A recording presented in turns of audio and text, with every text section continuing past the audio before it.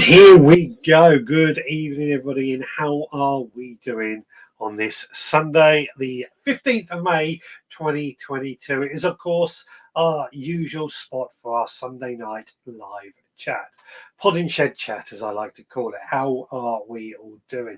And what have you been up to in your garden? Now, today, I want to talk about what you are doing if we have a hosepipe ban. That's why I'm trying to word it. I'm trying to get the question across is what you're doing to save as much rainwater as you possibly can, because I think we are headed for a drought this year with how dry it has been. Before that, we'll go through what I've been up to over this last week. But first, let's see if anybody is actually out there today. So straight away, Oracle is out there. Good evening to you. Adrian is out there. Good evening to you. Ballycillian is saying good evening, everyone. Turbo Streamers out there. Good evening to the Veg Army. Philly SBB, hello, Veg Growers. Good evening to you. Hargrave Gas, evening all. Hope you've all had a productive week. Question mark. So let us know if you've had a productive week. Anna Jones says, evening gardeners, good evening to you. Stuart Jackson, evening Richard and the Veg Army. Hope everyone is well. Nicola Cornish Heaven, good evening to you. Evening Richard and all, she says. Kate Spratt, good evening to you. Hope you are well. Somebody in the Facebook group, in fact there might be two people, just saying good evening and good evening or hello there. If you're using the Facebook group, it may not come up with your name, so just let me know on the end who you are so I can just address you personally. Just the way sometimes that Facebook works with the groups. We've got not just Green Fingers UK blog, aka Lisa. Good evening to you. Chili Kate. Good evening to you. Stuart Jackson. As most of you know, I pop buckets outside before the rain comes. At the moment, I have 40 outside waiting for the rain. We'll get into that in just a moment because somebody in the Facebook group also says it's pouring down there. Not much actual gardening this week. Sowed some French beans low from Turbo Stream. Excellent. Kate says, been at my allotment all weekend. Very productive despite now having to wear a splint in my right arm due to, it says Carla, but it's carpal tunnel if I remember correctly. Alison Whelan is saying, hello all. Hope you are well.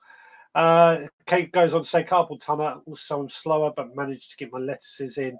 And Graham Arnold joins us as well. So welcome everybody.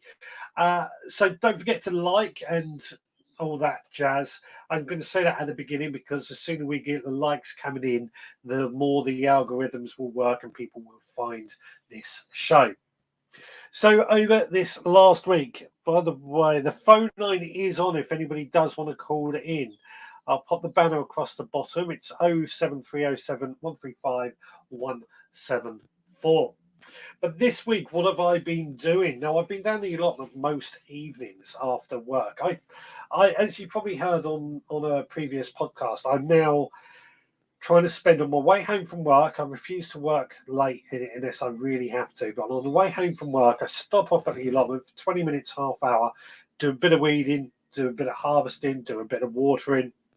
It doesn't take long doing that little amount every day to get an allotment into a very good state, I've got to say. So I've been doing that during the week. Yesterday, I went down the allotment for a couple of hours with the strimmer, the lawnmower, got the grass areas all tidied up and looking fantastic. I noticed I've had a number put on my allotment telling me which number it is, something the council have been doing slowly but surely.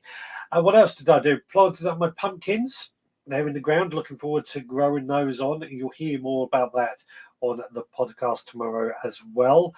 And then today at home, I had a great day at home. We actually had rain. We haven't had rain for weeks here, and it's came in today right at the last chance. So I've actually been in this shed a lot, just potting up some of my courgettes, getting those into bigger pots, and preparing some of my edible baskets growing outside of this shed as well, in the balcony garden, in the patio garden. And I've also got a tomato or pomato plant, which is basically a potato on the bottom and the roots, tomato plant on the top. A bit of an experiment in the balcony garden just to see if it is worth growing and how much produce we actually get. So that's what I have been up to over this last week. Let me know what you have been up to yourselves. So get back to the comments. Richard Golding, hello to you. She's joined. Margaret Peacock, good evening to you. Turbo Stream, mainly making repairs to the allotment shed. It was more rotten than it looked. That's always annoying, isn't it, when you have to repair an allotment shed or something like that just to because it's rotten. I mean, I'm a big believer in make do amend, especially at the moment when people may not have as much money as well. But these sheds, I can think of 2 sheds I had to get rid of because they were too rotten to keep. Stuart Jackson says, I've had another sale this weekend. Fantastic. We raised £310, which brought our total so far to this year just over £1,000. Excellent show. Excellent indeed. Just goes to show the true power of plants. Margaret's saying, Margaret and Dad here from Essex. They've gone away for Essex. How lovely from that. Which part of Essex are you in? Facebook user, it's Rebecca. Good evening, Rebecca. Evening, Richard. Watching from the Facebook group as I'm on the train heading home. Fantastic. Where are you heading home from, or shouldn't I ask? Turbo Stream says, once the shed is repaired, then I can reinstate the water. It's ready for the summer.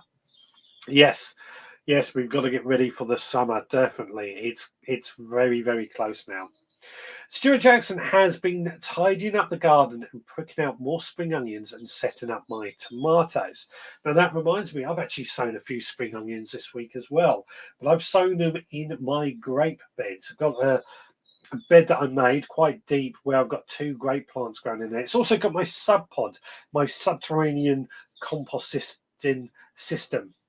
But on either side of that, where I just had bare earth, I've sown some spring onions and a few lettuces just to put that area into a bit of use and try and produce a bit more food. It's all about producing more and more food at the moment.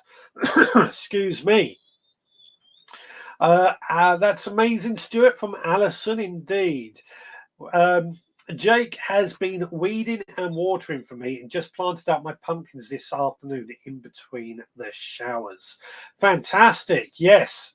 Very important. I think pumpkins are now the time to get them in. And with this extra rain, should help to really get them focused in. Don't forget, we've had some good rain today, or here I have, but we had a slight shower the other day. But when I dug back the soil, it didn't really penetrate down into the soil. So I still had to water. Just something to bear in mind. Just sometimes it's worth just sticking a finger into your soil and see how damp it is a bit further down. Sometimes the water only seeps down a few mil. Turbo Stream says the major expense was the purchase of this new strimmer, as my old one died this week, £130.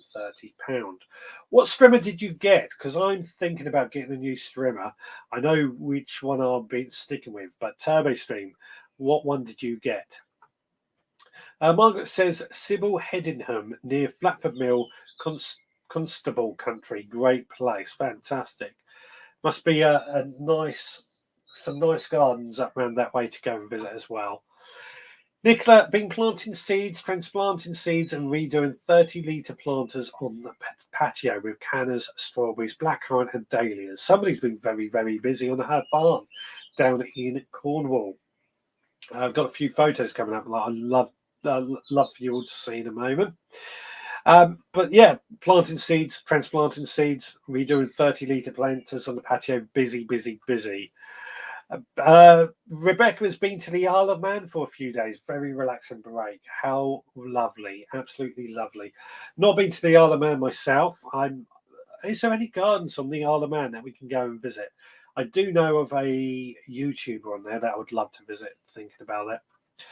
Chili Kate spent all day yesterday on the allotment. First First one there in the morning, last one there in the evening, with some time at home in between. Too wet here today. Yeah, the weather compared to yesterday is certainly a bit of a shock. Beautiful hot sunshine yesterday here anyway, and woke up this morning. I slept in the camper van last night out and about. Excuse me. But we woke up this morning. By the time we got home, it was tipping it down. Roxy hasn't been out on the walk because she doesn't like the rain. It's tipped it down. My water butts have gone from pretty much almost empty to half full. We'll get into that a little bit later on. The duck and the chickens enjoying their time in the rear meadow. They are moving to the front meadow this week coming. Yes, looking forward. We've got those photos. Now the chicken or the poultry flock down is released.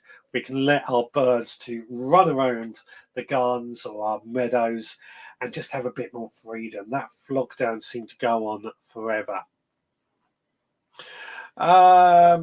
Turbo Stream says he meant to do a plot tour, but the shed repairs got in the way. Well, not to worry, because we do actually have a couple of plot tours that have been sent in.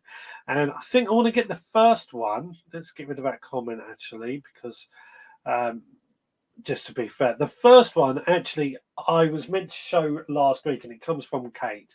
And we had technical issues galore last week. And for some reason, it didn't show up on my screen until the very end of the show. So again, apologies for that, Kate, but we'll show it now. Welcome everybody to my plot. So this is just the entrance here. As you can see, I've got my 2 raised potato beds, the polytunnel that I've put up. I found this old piece of wood, so I'm using it to put little bird feeders together on. And this is the wheelbarrow that I planted up with wildflowers. It's an old wheelbarrow, and I thought, well, rather than it go to waste, better that it serves a different purpose and saves going to the landfill as well. This is the bed that I did yesterday. I've got quite a lot of stones in the soil, so it's a bit hard to get through sometimes.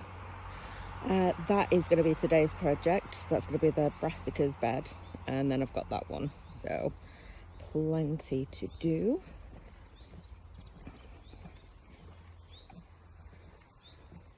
And here we go. Now these are raspberry canes. I have got a lot of raspberries that I've inherited, which is fantastic, of course. I've put my some beans in there already, but the rest's going to go out once the danger of the frosts has passed. Around here I've got my strawberries and my blueberries. Like I say, these 2 beds are the work in progress. I've decided to do some flowers here, so these are going to be sunflowers. I want to attract as many pollinators in as I possibly can. Got a little seating area here. That is the greenhouse. Now we just need to put the door on. There was a little broken piece, but we'll soon get that fixed up. The back here is where I plan on doing a proper composting area, but I'm going to have to deal with that grass, which is frankly taller than me right now. And this is the first of the apple trees. And I've got a lot more apple trees along here. Huge amount of rhubarb. And these are the gooseberry bushes. So they go all the way along there. See that rhubarb is huge. And even more apple trees, all the gooseberries, and then yes, the raspberries. So there's a lot of raspberries for me to collect, but hey, at least I can freeze them. But yeah, so that's my little plot at the moment. Still plenty of work to do. At least it's a nice day for it. I'm going to have a full and proper day here today, and yeah, see how far I get on. But until then, hopefully you've enjoyed seeing the little tour, and I'll update you next time. Bye. Thank you very much for that, Kate. What a lovely, lovely little plot you have going on there. I particularly like, and I think I saw Stuart say this as well, the wheelbarrow. What a great idea of repurposing a wheelbarrow and make it into a little sign as well as a planter. Loved it, absolutely loved it. And it was so good at the end to see that little bee on your apple tree. Um, I've not seen many bees lately, so good to see them out and about, but looks absolutely lovely. Thank you so much for that. Again, apologies, it didn't get to show it last week, but it was worth the wait, I think. Right, where was I with the comments? What was the last one? I think. Right, this one. This is the next one. Digwell, even after last night's downpour, the soil compost was still quite dry, as you say, Richard. Yeah, we've had a shower this week, and I don't think we've had enough rain today to really penetrate the soil. So we may not water today, but tomorrow go down the allotment and give it a good watering as well. Might have to water at home tomorrow morning. We'll have a look and see how it goes on. Certainly going to be a problem. Like I say, you've got to make sure that water just penetrates down into the compost, into the soil. We picked up a new battery lawnmower and strimmer package. Seems to work well on the allotment. I'm a big fan of battery lawnmowers and strimmers. I've moved on to Ryobi lawnmowers and strimmers as well as power tools for that very reason. I always have batteries on the go, so I've always got batteries charged, and I absolutely love them. TurboStream got a works adjustable height with 2 batteries as a direct replacement, as the old one was very good. Hopefully the old batteries will work too. I think more and more companies now, when it comes to batteries, are making sure that their batteries work in more of their products, because it's good for them, isn't it? You stick with that same brand, like I say with Ryobi, because I know the batteries work in their lawnmower, their strimmer, the chainsaw, the hedge trimmer, as well as the drills and the angle grinders that I have. I'm going to stick with them and keep buying their tools. So it makes sense to do that. Adrian says his petrol strimmer has just died too. I've pretty much gone off petrol, I'll be honest. I've gone off petrol. I used to swear by petrol. Now I'm onto battery. Idaho Garden Girls joined. Good evening to you. Stuart says about that video from Kate's plot, I would love all them raspberries. I only have 4 canes. They will soon take over. Don't worry about that. Raspberries have a habit to take over. Well, beautiful tour from Idaho. Lovely, wasn't it? Lovely pot chili, Kate. Anna Jones, what a fantastic plot. Nice one, Kate, from Digwell. What else have we got? Hargrave Gas says, great plot. Seeing that rhubarb has reminded me mine is growing over my poor little gooseberry. Is it too late to move it somewhere else with more space? Rhubarb is incredibly hardy, but it does need quite a bit of watering. I think you might just get away with moving it, but you would have to dig away a lot of the soil and try to move a lot of the soil from around it. Personally, I wouldn't wait. I would wait if you can, but just if you're going to have to move it now, otherwise it's going to kill off the gooseberry. But if you have to move it now, just be prepared. It might not survive. Just make sure you keep it well watered. It's my advice. I'll see what anybody else thinks on that. Does anybody else think it's too late to move the rhubarb? Rain since midday here in Cornwall, on and off. Indeed. I got some Nemeslag and Nemesize down before the rain, so they should have soaked in quite well. Yes. Yeah. Nemeslug and Nemesis are nematodes for killing off various, obviously, slugs and other baddies. But they need watering into the soil to be effective. So this rain is going to help with that. What else have we got? Nicholas says, I've got 3-ton digger coming tomorrow to do some terracing. Then I can get my polytunnel in as well as new raised veggies in the rear meadow, 0.2 of an acre. Yeah, that's serious work when you have to get a digger in, but it'll be worth it in the end. And I do like terraces. My old allotment I had to terrace where it was on a hill, and it was the only way it worked. Inspiring pot plate from Alison Whelan. Lovely plot, wasn't it? Turbo Streamer says there was someone on the plot today with a petrol strimmer, made a right racket, totally disturbed the Sunday morning peace. Funnily you say that, when I was on the allotment yesterday, and you will hear it in the background in the podcast tomorrow, I had the same trouble. There was somebody in the background with a strimmer going off on another plot, and it just made a complete and utter racket. And there was me with my little battery strimmer, making hardly any noise, and this guy on a plot, probably about 5 plots away, is petrol strimmer making a right racket.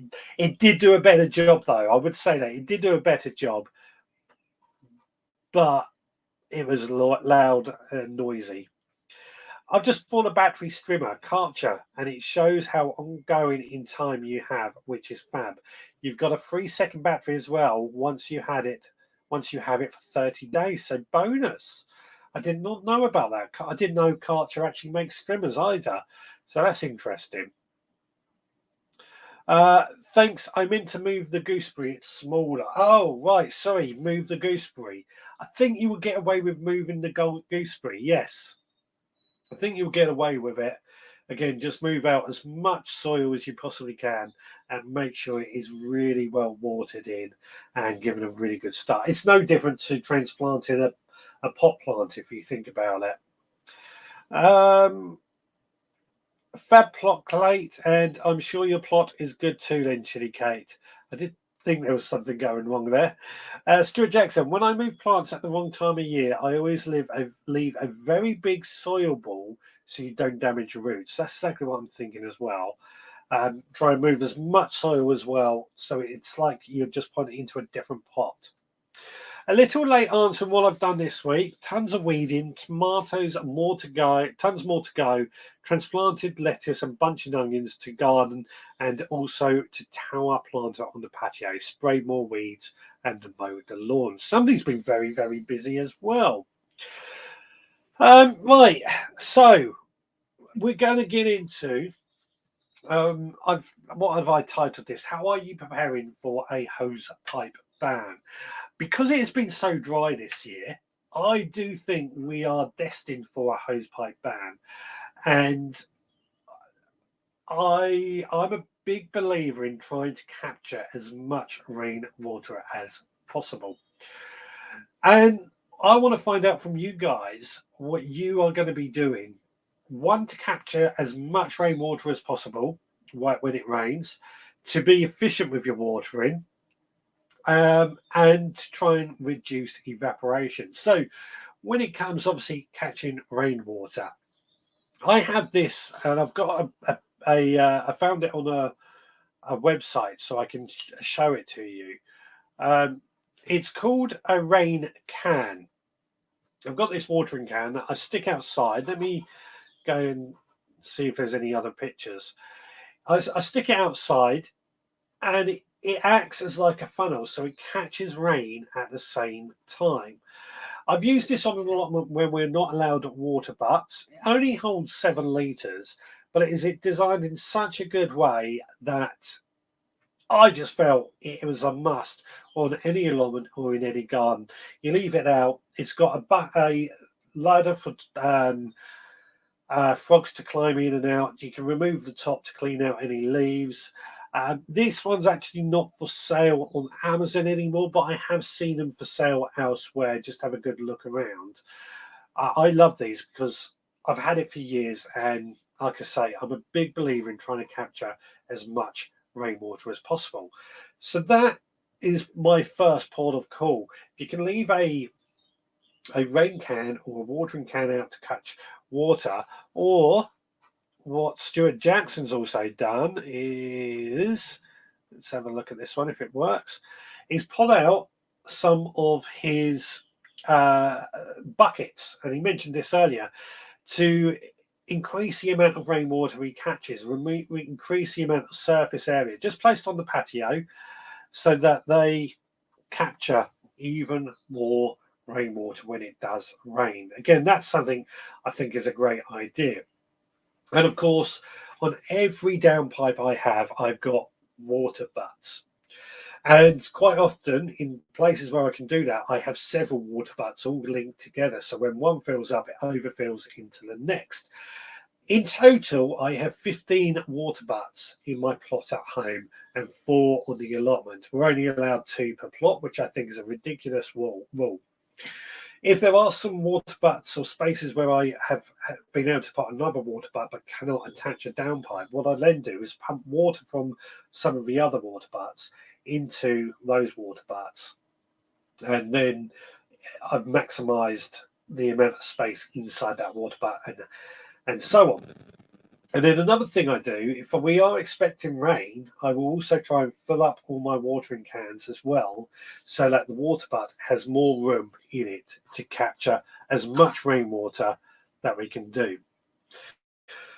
So that's my first port of call. That's how I capture a lot of rainwater. In fact, out of all our bills, that cost of living crisis, I'm bringing it back to this in some ways. All our water bill has actually gone down. We are now paying a ridiculously low amount of water or money to our water company. It's something like £22 a month or something stupid like that. It used to tell us that we were using less than 2 people in one flat, so that was a really good sign. That's how much I don't rely on tap water. Alison says, I've bought a water butt and lots of buckets, but we rarely have a hosepipe ban in Wales. Very lucky to be able to avoid that, of course, and that makes a lot of sense. Here in the southeast, guaranteed a water, but I'm pretty sure we're going to get a hosepipe ban this year. Although that is not always the situation. I still believe we should be catching rainwater anyway. We are very lucky we have never had a hosepipe ban, but I still save as much water as possible. Also, I'm not on the meter. Well, that is lucky that you've never had a hosepipe ban as well. But as I said, I still think we should be capturing as much rainwater as possible. For me, the way I rationalize this is that one, rainwater is better for our plants anyway. There's no chemicals in it. It's pretty natural. And our plants always, I feel, grow better when watered on rainwater. But 2, this resource falls from the sky and would otherwise just go down the drains and out to sea. Yet we pump perfectly good, fresh drinking water to our houses and we use it to flush the toilet. Just seems a little bit crazy to me when I put it like that. Digwell says that is a good idea. I think talking about the rain can. Yeah, I think they are brilliant. They're a bit more money than your average watering can, but I've had mine, probably about 10 years now, so it lasts. It won't affect me on the farm. I've just bought 2 more LBC tanks, so I have 5 now. That's 5,000 litres of water.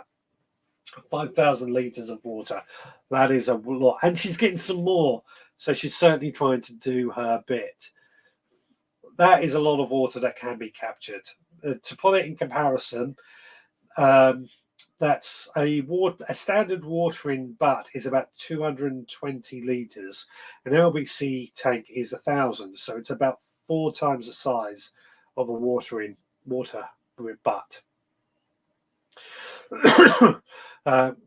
Yeah, that's a lot of water. That's exactly great.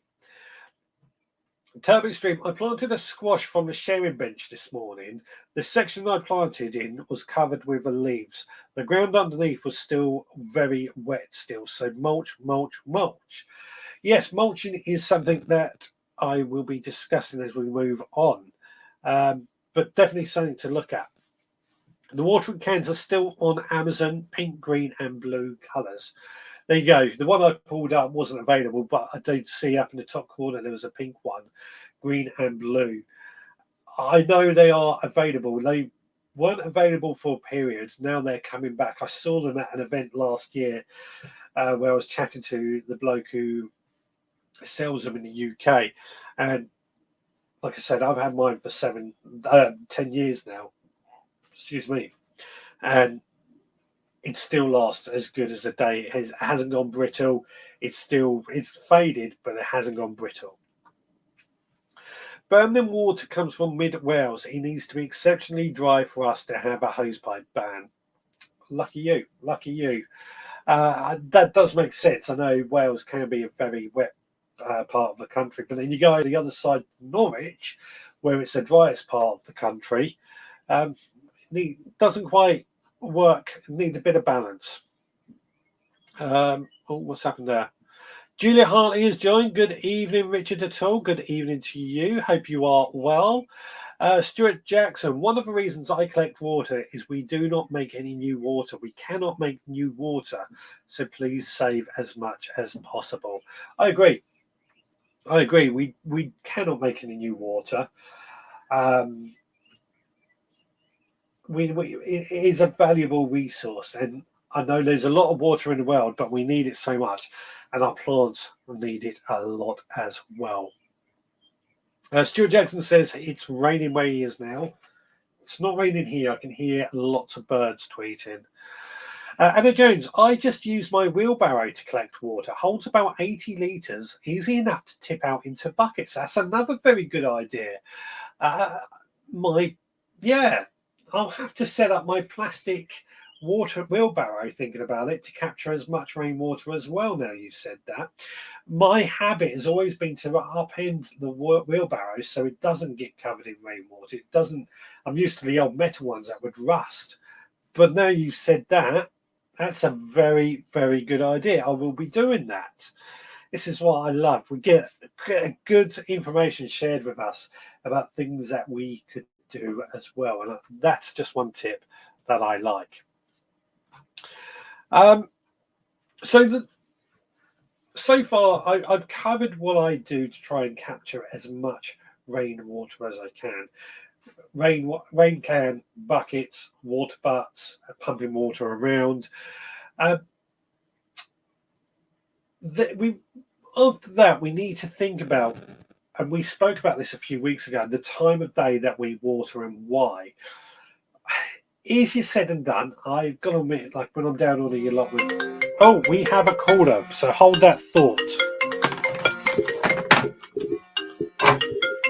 Hello, caller. What's your name and where you calling from? My name's Origo, and I'm phoning from Northern Ireland. Good evening, Oracle, and how are you today? Oh, I'm alright. Just phoning in about the rainwater collection there, Richard, so yeah. Yeah. See what everyone's saying. It's sort of standard issue on an allotment now. You've got a shed, you put the gutter up, you have a drum and you collect the water. Yeah. It comes with an allotment. It's part of the fun, isn't it? Like, you know, if you have a roof, you have to collect the water. I completely agree with that, but there are even the greenhouses have them. You know, you get that wee special attachment that goes into the gutter. Yeah. You know, bring it down into your water butt. Yeah. It's just, if you don't have it, you shouldn't have an allotment. That's just the way it is, isn't it? I completely agree with you. I believe that every shed on an allotment site or in your garden as well, every greenhouse should have a water butt.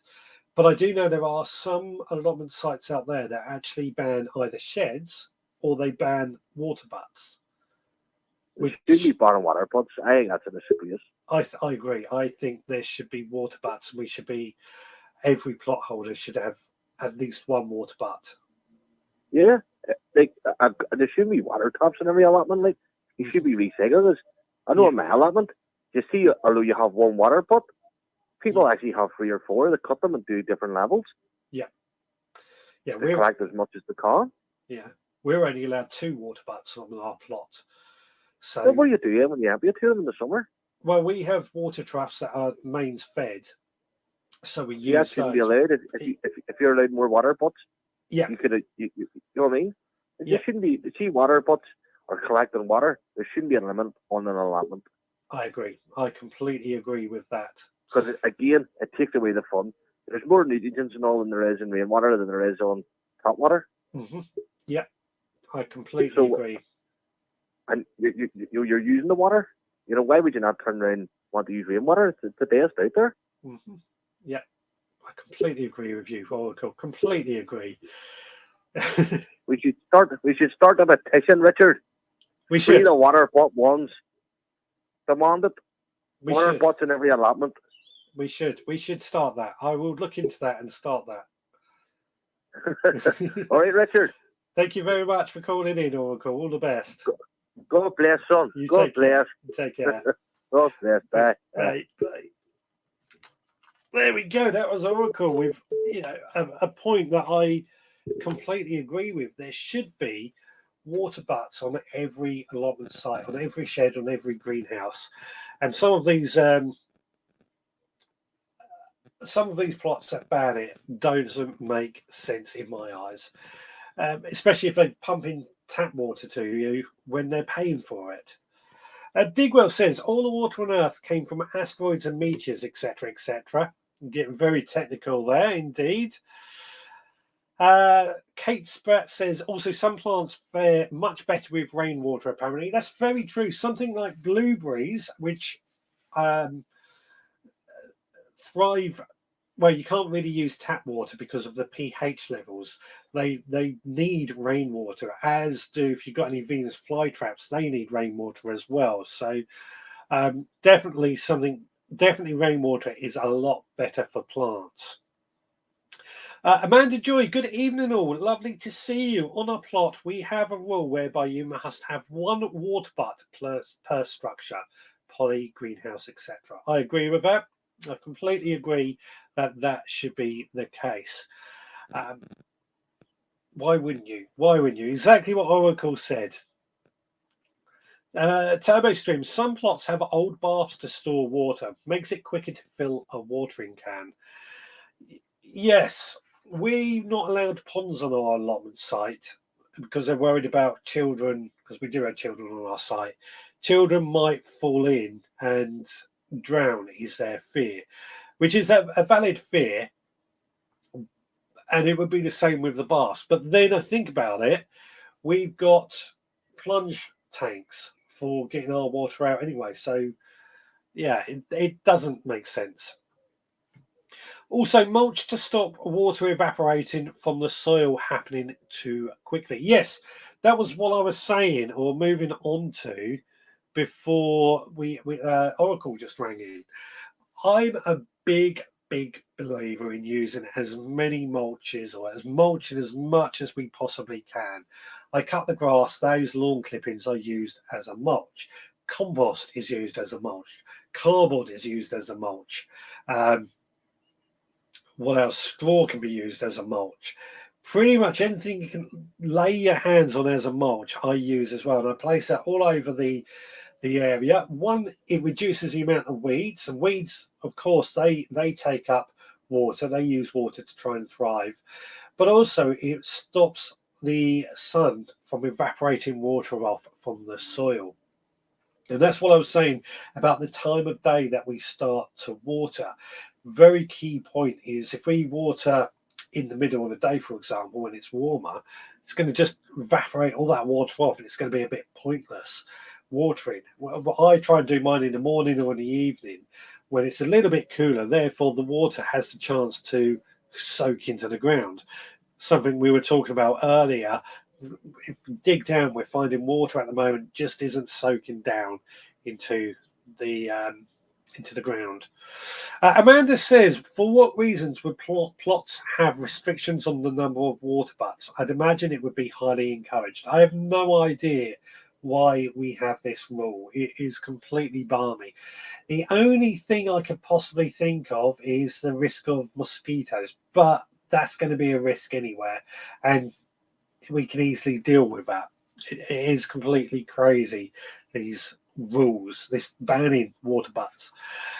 Gary Phillips joined. Good evening to you. How are you? Lovely to see you. Turbo Stream says our allotment only allows new sheds if there is a water butt installed. Exactly how I feel it should be.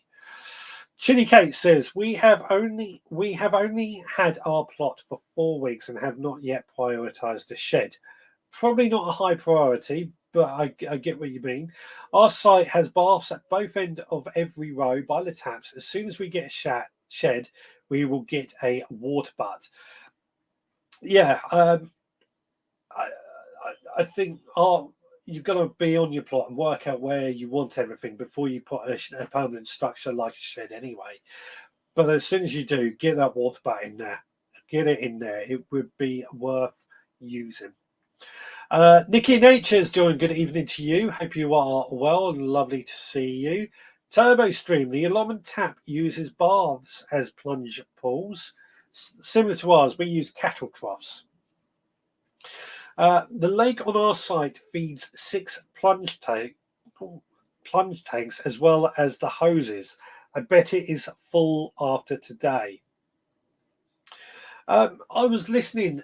Well, as you know, I went to Bewley a couple of weeks ago, and I was fascinated to find out that they actually they got a watering system which is fed from a spring about 1.5 miles away, which pipes down into their gardens, into the Bewley Gardens, that is, and the pressure from that is so great that it can cause the fountains to spray water about 6 foot in the air. This is all about building reservoirs and stuff. It shows just how ingenious, and it was monks that originally built this system using old elm trees to create the pipes.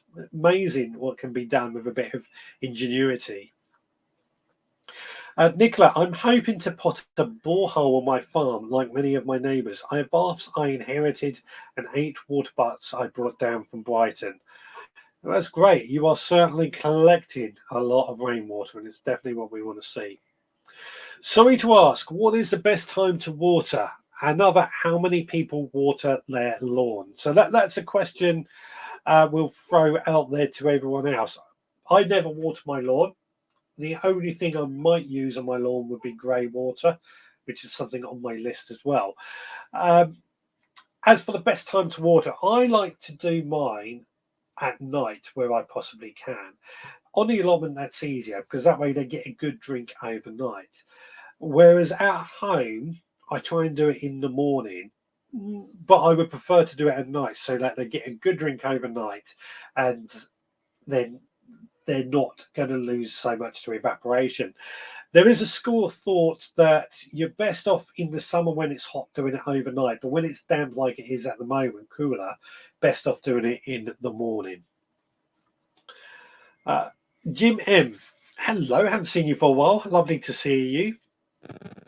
Hearing about all these rules and regulations sounds a nightmare. It makes me realise I am quite lucky in my plots. We are left to our own devices, thankfully. I've got to admit, my old allotment over at Brighton, we pretty much were left to our own devices. Some of the rules are absolutely ridiculous, and my current one isn't too bad, except for the water butts and the barbecues. But there are some ridiculous rules out there.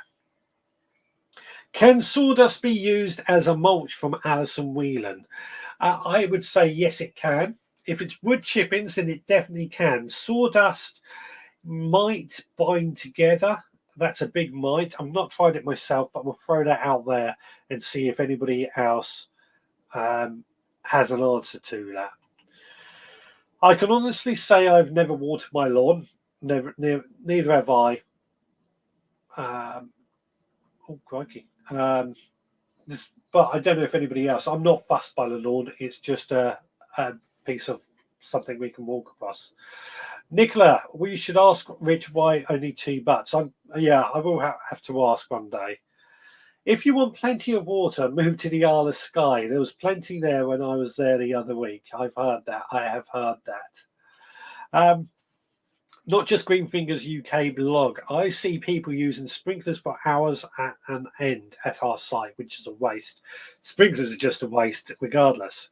I also see people getting the hosepipe out daily and just give their plants a little sprinkle, which doesn't encourage the plants to send their roots further down to find water. I've got to be honest, it has to be really, really dry before I water my plot. So I've got to admit, I'm not a lover of sprinklers. sprinklers. I think they are a lazy way to do it, but I get why people do it. Now, I have made a note, which is my preferred way now of watering, and I've just done this with my pumpkins, where I've put an empty flower pot next to the pumpkin plant, and I've submerged that into the ground. And when I water, I will water into that pot. That way, all that rainwater is just going to soak or get into the soil and get to the roots a lot quicker than if it was just on the surface.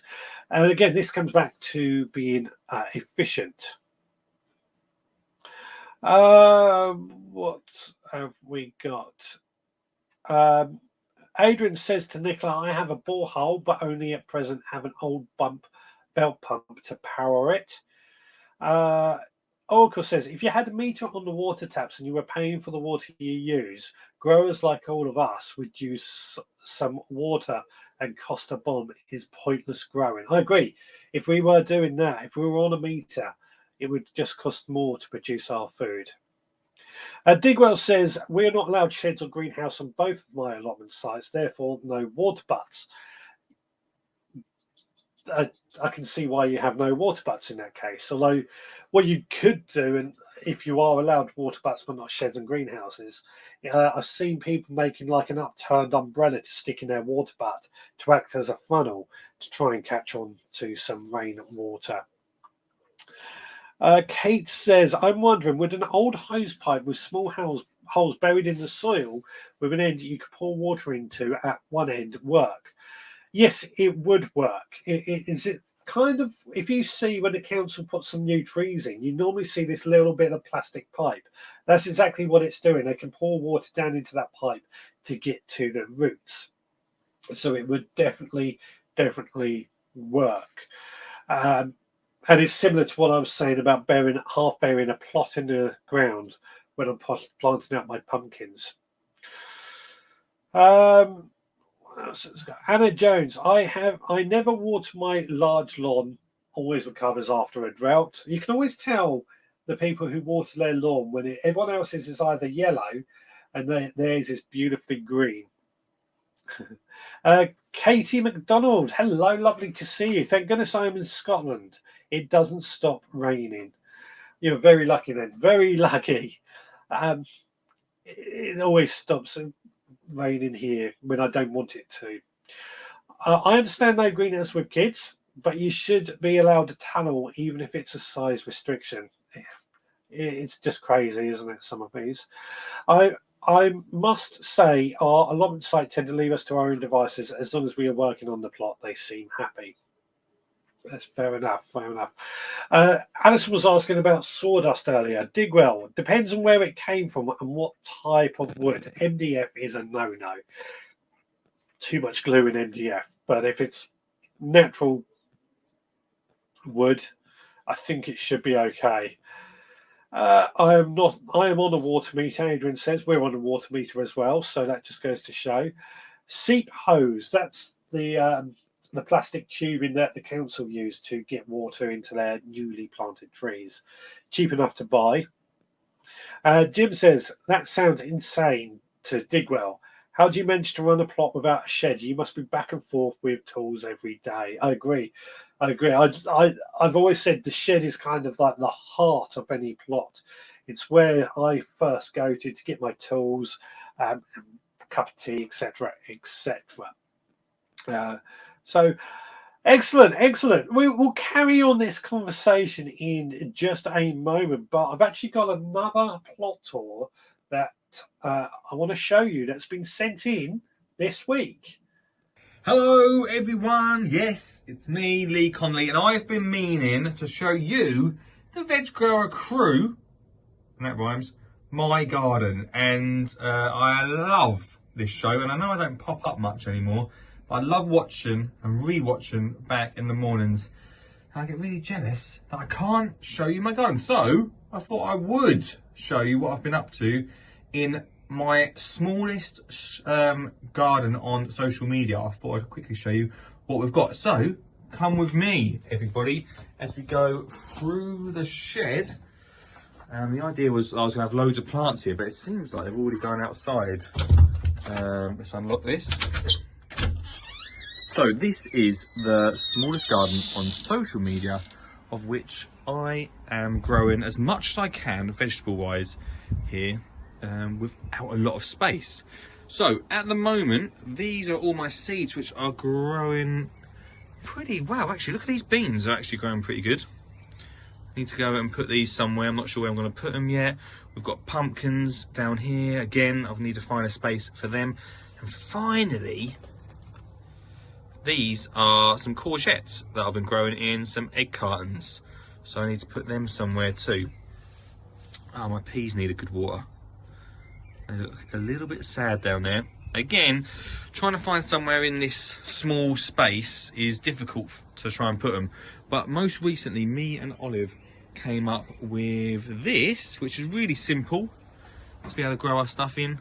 Just some boxes, which we've put some drainage holes in the bottom. Then I put a layer of cardboard along the bottom to stop any soil from coming through. Then we put loads of compost in there, loads of peat-free compost. In this one are strawberry plants. This one looks like it could be, has some little shoots there, which is good. Some strawberry plants in there. Hey, little strawberry, coming soon. Then in this one are some pumpkin plants. And then at the back, we've got some beans as well, which are looking like they're very slowly going to start growing up, which I'm very excited about. And they're going to be growing up with this, which was just attached to the wall. Some little metal framing that I saved from being dumped in the bin. Then come around here, some radish, which is sitting in here. This needs to be moved really. I'm not sure if this is going to quite work in there. Little grass head that we're doing for a kids competition. Got this mirror. No real reason for this apart from me to look at myself, which is always good.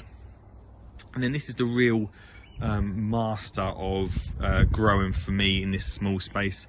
It's the veggie pod, the small one. And you know that Richard's talked about this quite a bit, and we use this with the schools as well. So, oh look at that, ready to go. Some salad, lovely stuff. These carrots really need thinning out. This is Olive sowing some carrots down there. And this tomato plant, we saved. My nan was trying to get rid of it, and we said we'd look after it.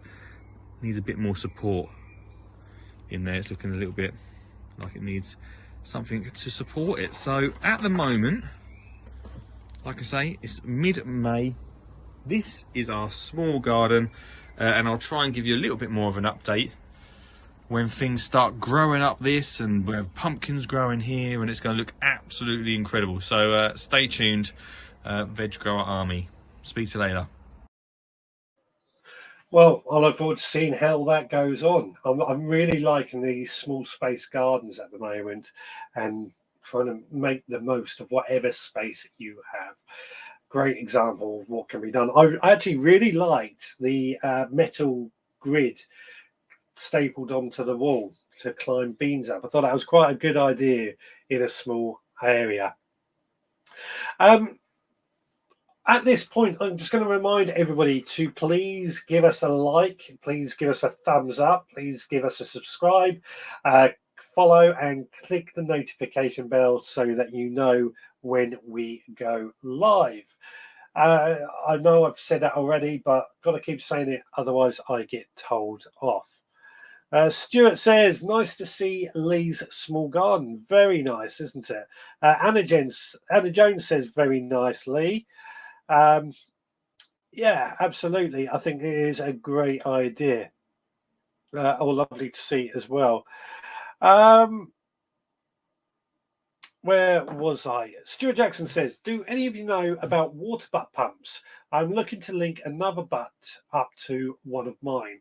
What do you want to know about water butt pumps, Stuart? I've got several over the years.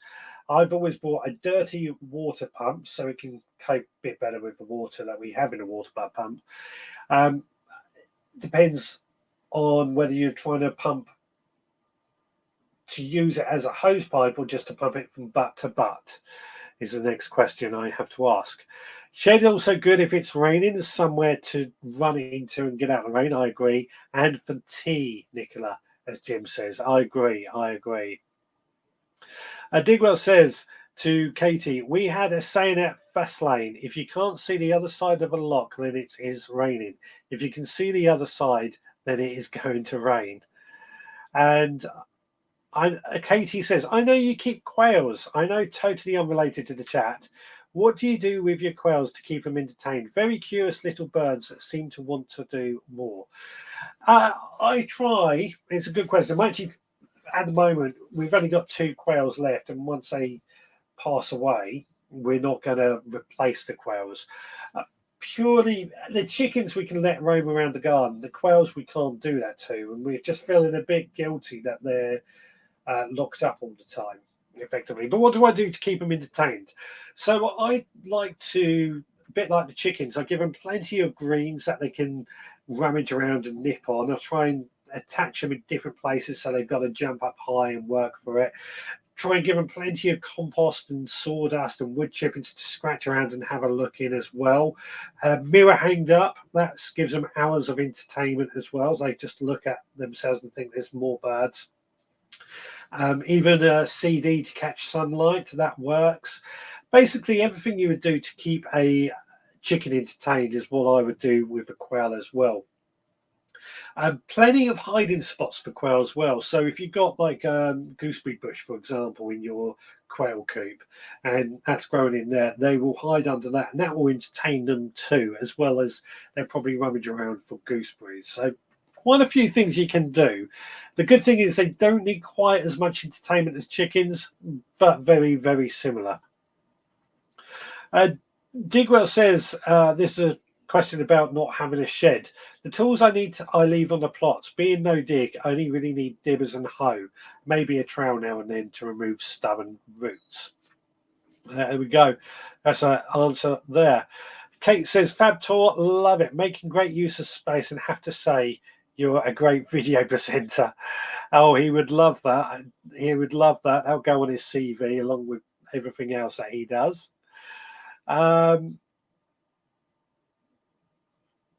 have we got? On the small space, what's happening to Vibes? He was doing some talking about growing through the week. I think if you look at his last video, you'll see his potatoes and how well they're doing. He's coming along quite nicely. He's got potatoes and tomatoes. The front of the garden, quite a few herbs. He's getting there. He's getting there. It's still a struggle because he's got so many building work going on in his house, or renovation, shall we say. So yeah. Digwell says, yes, some plots have those. I don't, as I'd rather have the footprint for growing. Oh, Idaho, I missed that one, sorry. If you're not allowed to have a shed, can you have a bench with a lockable storage area beneath the seat? And Digwell replied, you can, and some plots do. I don't, as I'd rather have the footprint for growing. What about a raised bed where underneath the raised bed is a lockable area to keep tools? Just another idea I have for you. I'm sure that would be easy to make. Lovely small garden design. Yeah, it is a great idea. Focused as well. And the veggie pod, I mean, I love the veggie pod. There's no doubt many people know. I've bought myself a small one. I've yet to set up, but I love veggie pods.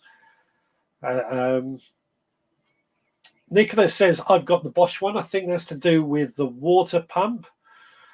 I understand every square foot is a place to plant and grow. Oh, Idaho to Digwell, sorry.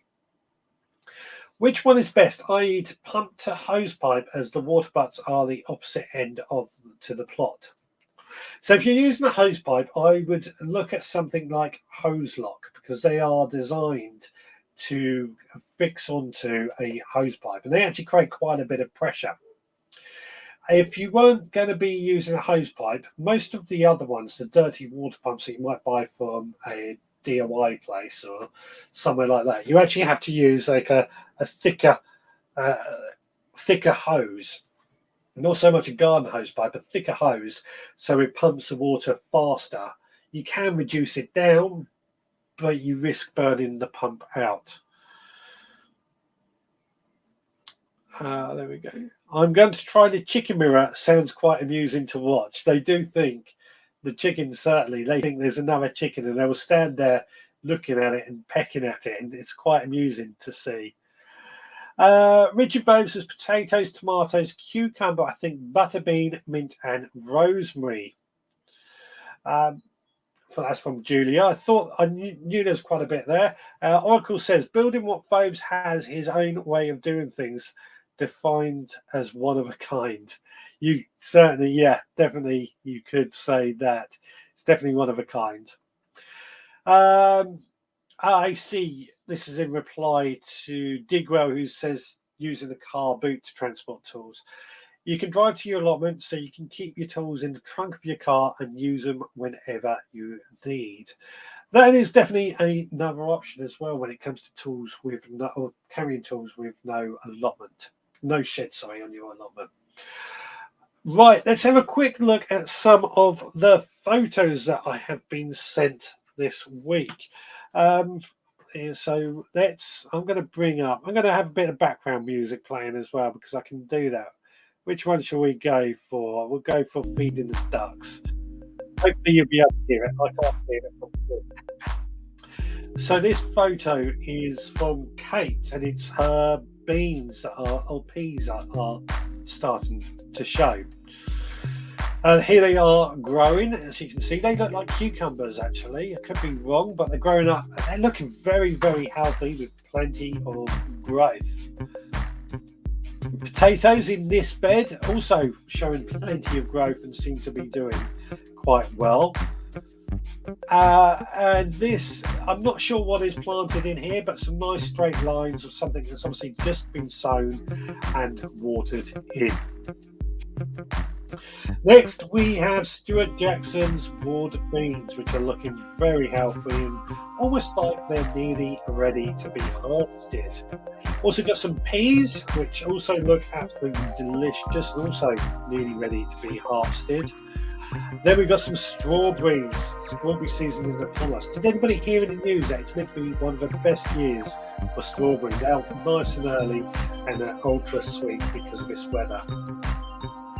And this is Kate's new allotment. She's had it for 4 weeks now and is already making a good start. I've got to say, for 4 weeks' work, it's looking remarkably up and well and tidy. Certainly off to a fantastic start. 4 beds there, I can see, all put into good use. Now, Nicola Cornish Heaven, who is in the group tonight, shared this photo of a collection of eggs that she's found. What birds do you think they came from? Could they be these ones, ducks? What cute little things. Or could they be these ones, the chickens? Answers on the postcard, please.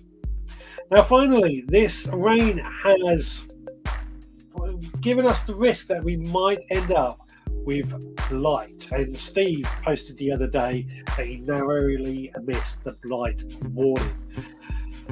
Blightwatch.co.uk is a great resource if you are prone to getting blight. Go in there, enter your address, and they will email you when you may have an alert of a blight, when the conditions are just about right. Fantastic resource. I highly recommend you get. I use it quite often because it is such a good way to keep track. There we go. That is the photos. Please keep posting your photos in the group, and don't forget you can send them to me, richard@theveggrowpodcast.co.uk, or via social media. Right, Julia says, in fact, you did say it, and it's true, as a joke to Oracle. Oh my gosh, green beans already from Idaho. Yes, it's been such an early year this year. It's surprising just how much is going on. Were they green beans or were they broad beans or peas? Peas that were sown last year are starting to come into their own as well now, certainly finding that. And broad beans that sown last year are coming into their own. They're mostly overwintered. I can't remember if they were green beans, string beans, or runner beans as well. Oracle, I'm waiting on Vobes doing a Jack and the Beans stock story soon. Yeah, that'll be coming. Now you've given him the idea because I know he's watching out there. Should that skinny guy not be in school rather than making a video? He was having some time off. He was having some time off from the school and he came and made the video for this show. My broad beans are very slow this year, only just poking up from the soil. That is slow. I've got to admit, I only grow overwintered broad beans because we don't eat that many broad beans anymore. And once they're out, we can get some of the French beans in afterwards. Is Blightwatch still going? Thought that it had been replaced by Blight Spy. Last time I checked, I thought it was Blightwatch was still going. I'll have a look. If somebody can have a look and let us know if it's still going, if Steve's still out there. I'm pretty sure it is. I'm sure he said Blightwatch. I'm sorry. Kate says the photo that I showed you with the newly planted lines were lettuce. The beans are green beans. They are green beans. So there you go. So yeah, lettuce. Excellent. Grandkids have been around picking the peas around Ian Beddoes. His grandkids are always picking his peas, but just goes, there you go. Nicola, my silver dust squash germinated in a few days. I was really surprised. This time of year, it doesn't surprise me how quickly things like beans, sweet corn, squashes germinate.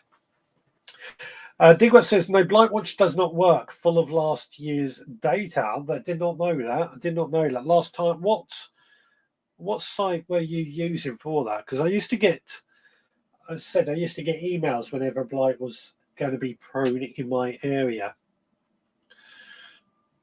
Too cold for overwintering broad beans here. They will catch up, I suppose. I'd be surprised if it is too cold for broad beans. Broad beans are incredibly hardy. And if you are worried, put some sort of cloche over them and they should get through the winter quite well. Digwell, that chart was from Blightcast. Oh, Blightcast. Okay, I've not heard of Blightcast, but that's another one to go and check out. Right, just looking back to the main subject, how we are preparing for the imminent hosepipe ban that I think we're going to get. So we've covered collecting the water, mulches, time of day to water, and pots and stuff in the soil to get the water right down where we need it. Now, there's one thing that I think we briefly mentioned, and that is the use of grey water, particularly things like washing up water if you haven't got a dishwasher like we have. So on the odd time that we do wash things by hand and we have the grey water, can we use, or bath water is another one we could use. Can we use that? We've not had to use that ourselves here because we've have so much rainwater, but could we use that in our vegetable gardens? Now, I remember years ago that it wasn't unusual to use bath water, particularly in your vegetables. But personally, I've never felt it was right to use grey water in the vegetable garden. I'd sooner save that for things like the lawn or the flower gardens. That way I save my rainwater for my vegetables. My reason being that if I'm eating a lettuce or something that has been watered by something that I've had a bath in, it's going to put me off slightly. But I know there are people out there who will use their grey water, and that'd be interesting to know, does it have any effect? Oracle says, you're lucky, Ian. My grandkids only want to pick my wallet. Would love them to take a few pics of my plot for you people. We would love to see your plot, Oracle. Be absolutely lovely to see. Nicola, my crimson beans are just starting to flower. I love the colour. That's why I grow them. Crimson, are they the broad beans? That I do got to admit, the crimson ones are looking absolutely stunning. Blight Spy is on the AHDB webpage. You do not need an email. Okay. A good answer. I will check that one out as well. Stuart, I'm growing my spring onions in pots this year as I've run out of space. Also, my French beans will also be pot into buckets. May even use an old wheelbarrow. Thanks for the idea. I've been told I should pot a product in my water bugs to stop bugs. Is that true? I've never put anything in my water bugs. There is a risk of mosquitoes if you haven't got a lid on top. Excuse me. We lost a few lids on our water butts in the storm this year. So on those, I'm just going to pour some olive oil or vegetable oil on the top so that we don't get mosquitoes as a way of preventing it. But chemicals you don't need, in my opinion. Again, I've never used it and it's never done me any harm. Now, Digwell has just came out with a good point, but you feed the lettuce with cow poo. Well, I'm hoping by the time the cow poo has rotted down, it's not really cow poo, it's just manure and compost at that point. But you do have a good point. The bath water on lettuce, which is going to go on the leaves, which I'm going to eat, just doesn't float with me. But you do make a very good point about my double standards. Cow poo, horse poo. I'm not worried about using that, but yeah. When I used to siphon my bath water when I was in Brighton, use environmentally friendly washes, so environmentally friendly soaps. We use Ecover as a washing up liquid, and we are moving on to more of the natural products more and more for that reason.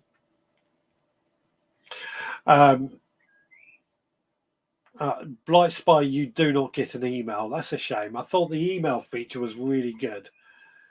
Oracle says weed killer is good for water butts. It kills everything. Grey effect on food effect stops them dying. Right, so I think this is saying it using grey water, if there's no other choice, it does stop them from dying. I do agree. Thank you. My butt lids are screwed down. I'm just being safe. Yeah, I wouldn't worry about it. If you've got lids on, you should be okay. Chili Cake goes on to say, isn't it more the chemicals in a bath water? Head and Shoulders flavoured lettuce, anyone? That is exactly my point. Head and Shoulders, shaving foam, soap. I mean, again, we are moving on to more and more natural products. I've actually made my own soap, believe it or not. And it is a bit concerning using those sort of things and then watering our vegetables with them. But as Digwa has just really thrown a spanner in my entire logic, we do use horse manure and cow manure on our plants. So, yeah.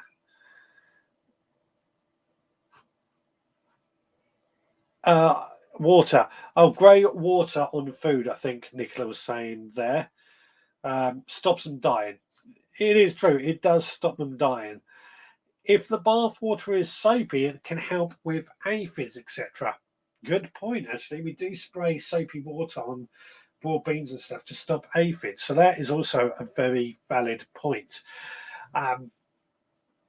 It's just my mindset, I guess. Something I've got to get over is I don't use my bath water. I mean, on my vegetables, but I would happily, that being said, happily use it on my lawn, even though I'm not that bothered by my lawn.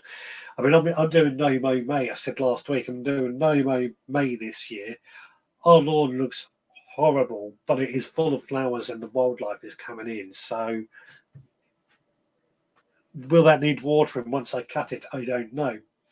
I've got to say, I think actually because it is being allowed to grow and thicker, it does seem to be holding on to its greenness for a bit longer as the sun isn't getting to it. Yeah. Now, washing up water was the other one I mentioned. Bath water and washing up water. I guess I haven't had to use it. I think my wife might have from time to time used washing up water in some of the pots we've had, especially in our old house. I think she had actually ran it through a sieve to try and capture all the little bits that were left behind, again, so we didn't attract the rats and things. Nicholas says, we wash veg to remove soil and bugs, so why not use grey water? The water from washing veg can be used to water as well. Yes, actually, no, that is a good point, because I do save, if I wash my veg, I mean, I tend to try and do that outside at first under the hose pipe, and I use that water and try and save that water to use on my plants. That is a very, very good point. That's basically grey water. I also, the chickens, the quail, and Roxy, the dog, when I empty their water bowls, I use that water as well. I'd like to give them fresh water a couple of times a day. So that water gets recycled too. I mostly use tap water though on seedlings. Soapy waters are okay as long as you don't use too close to harvesting crop. Just use common sense. I'm not doubting it, and I'm guessing logically I don't see a problem on using it on things like apple trees and stuff like that. But carrots and lettuce, it just doesn't sit comfortably with me. Like I said, I've not had to because I've had so many water baths, but I'm interested to find out your answer to that. You wouldn't have wanted our bath water when I was younger. 10 of us, and we used the same water in a steel tub. It sounds like how my mum was brought up as well. There's 5 of them, and they all shared the bath water. Yeah, I can't. Nobody would want the bath water after me. I'll put it like that.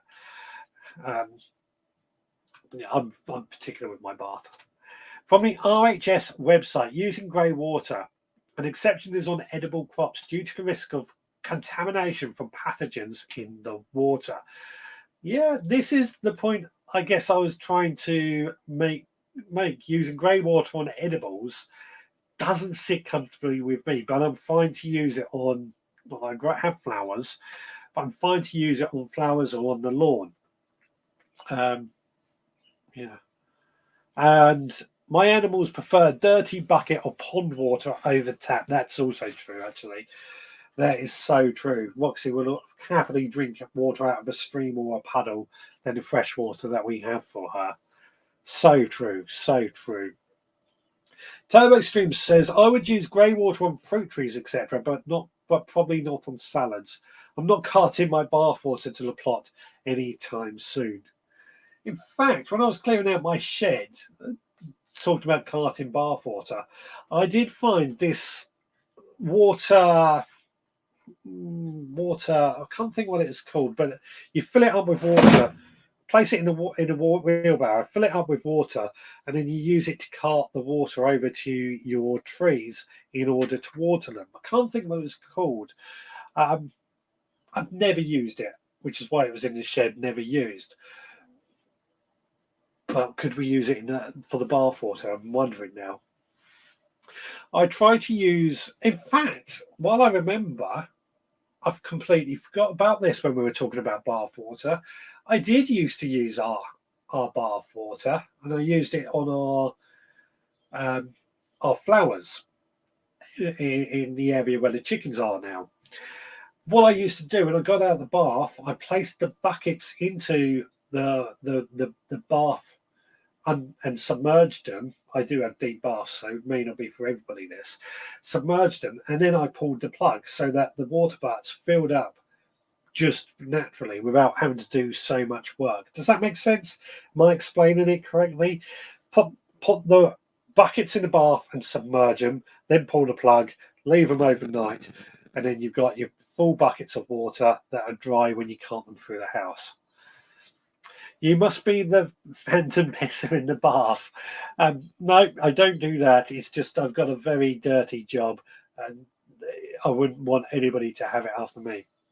The oregano and chives, or oregano as I sometimes pronounce it, and chives sown last week are showing signs of growth. Excellent. That's exactly what we want to see.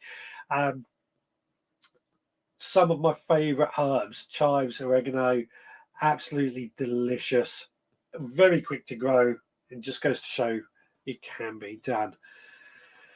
Yes, tap water always for seeds and seedlings due to the risk of bacterial viral damage. Yeah, that's what I always use as well for the, as you know, in my spray bottles. Luckily, that's normally in the winter time.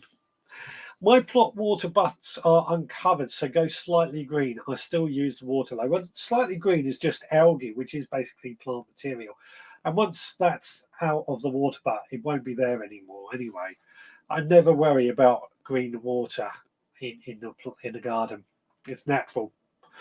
No one would use the bath water. The house would. No one would use the bath water. The house would be flooded. Indeed, indeed. What a great conversation we've had tonight. This is one I didn't think we were going to get really deep into, but I feel it has worked quite nicely. And I thank you all for joining in with this conversation. Now, next week, I'm going to have a bit of a different discussion, not so much a different discussion, but you're going to hear about it on the podcast tomorrow as well. I heard this, and supporting members may know about this. I heard a politician. I try and steer away from politics with the Veg Grower podcast, but politician saying the other day that he could be making meals for 30p a meal. And this got me thinking that could we be doing that with Grow It Your Own? Now, I've got a few ideas on meals where we could effectively do for 30p using Grow Your Own, incorporating the price of seeds, etc., etc. But next week, I want a few recipe ideas of cheap meals and how much you would say they cost per meal per person. And if we can get them to 30p, all the better. I'm going to be going into this on the podcast tomorrow as well, because it's really got me going, this subject, really got me going. 30p a meal. Can it be done when the price of an egg is 18p a single egg? Yeah. I'm really incensed by it. I'm not coming down on either side of the politician's view, by the way. I just got really, really incensed by that. Being a fridge engineer, you should know that it's more economical to leave the water in the bath to cool. The heat you paid for goes into the house and not the sewer. Yes, I do know that. Although by the time I get out the bath, it generally is quite cold anyway. But yeah, leave it to warm up your whole house. Well, not warm up your whole house, but add heat to the garden. I wonder why you asked about the 30p soup. Yes, that's why. That is why. I was absolutely got the brain thinking about 30p. Do you still want pick of seedlings still, as I've got loads? Yeah, send any picks that you've got, please do. And Oracle, Digwell said Richard should know better. He floods the house. Amanda will have him living in the shed. I did flood the house the other week, funny enough. So we've got 5 minutes, so I can get into this story. A few years ago, Amanda decided she wanted this different sink in our bathroom. We went to a reclaim yard and we found this lovely sink, which I put on the wall and then looked to try and to plumb it into the waste pipe. The person who was in our house before has used some funny sized waste pipes, and I haven't been able to reattach it. It was meant to be a temporary thing. I just had it coming from the sink into a bucket, which we can then use that bucket for flushing the toilet. It was meant to be a temporary thing, but this bucket seems to annoy everybody else that comes to our house. That me and Amanda now just find it a funny thing. Except I accidentally left the tap dripping a few weeks ago, and it did overfill that bucket and flood our bathroom, which is above our kitchen. So I wasn't favoured for that. So funny you say that, Oracle, because it's been done. Eggs are free on my farm, but you got to pay for the cost of the chickens, don't forget, or the feed and everything. So it may not be free, but I take your point.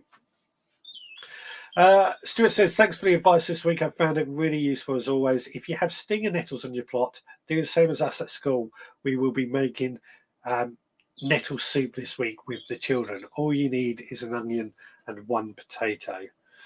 Yep, I agree. Nettle soup, foraging for things, great. But as Nicola says, the fuel cost in making this meal, it's a very it's a very touchy subject. I know. I'm not coming down on either side of the argument. I just want to know if anybody out there using Grow Your Own has made meals for 30p. Oracle says Richard Vobes is rubbing off on you. It's been rubbing off on me for years. Adrian is saying bye to everybody. We have got about 3 minutes to go, so we will start wrapping up. But yes, next week I want to see if anybody has any ideas. And as I say, you will find more about my plans on the podcast tomorrow, because I'm going to bring that into this live show as well.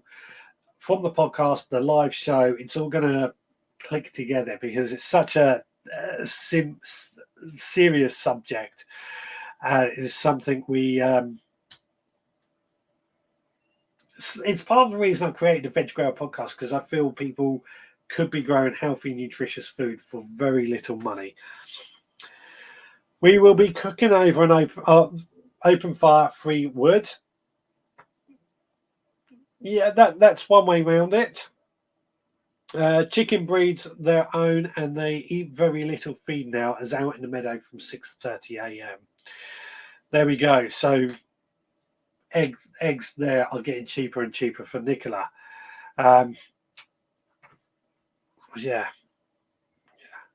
Turbo Stream says, nice chat again, folks. See you next week as we start winding up. Ian Bellow says, I remember when you could go to the shop and get eggs, bacon, and a loaf of bread for 30p. Can't do it these days. Far too many CCTV cameras. There's always one, isn't there? Mind you, out of those 3, what cost you 30p? They've always been over £1 for me, from as long as I can remember. The army, when I was in it, fed on £1 something, but it was more achievable as volume. That is a key point, actually, and I do think being able to produce food in volume is easier to make it cheaper.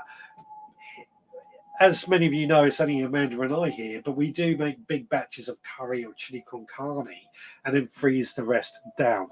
So it does, I do agree, it is achievable if you can afford to buy in bulk. Turbo Stream's laughing at Ian, as is Stuart Jackson. That was a really good one, I've got to say. Right, guys, I'm going to start wrapping up. It is 7:30. We've gone for an hour and a half. This has been a great subject. Again, I thank you all for joining in and adding your own input. Next week, these 30p meals, can we do it using Grow Your Own? I want to know your thoughts on it, what recipes you've got. I'm sure many of you are going to have some great ideas. I've got so many coming on out my head, and I'm going to try and produce some throughout this week. Chili Kate says, good evening, off to pot up some squashes. I'm going to go water the garden, get out a podcast for the supporting members, and then head to bed. Don't forget to like, don't forget to subscribe, don't forget to follow, don't forget to click the bell notification. We'll be back again next Sunday at 6. There'll be podcasts out tomorrow as well. Till next time, I haven't set myself up, so I'm going to have to quickly do that while I say goodbye. There we go. There we go. Until next time, take care, guys.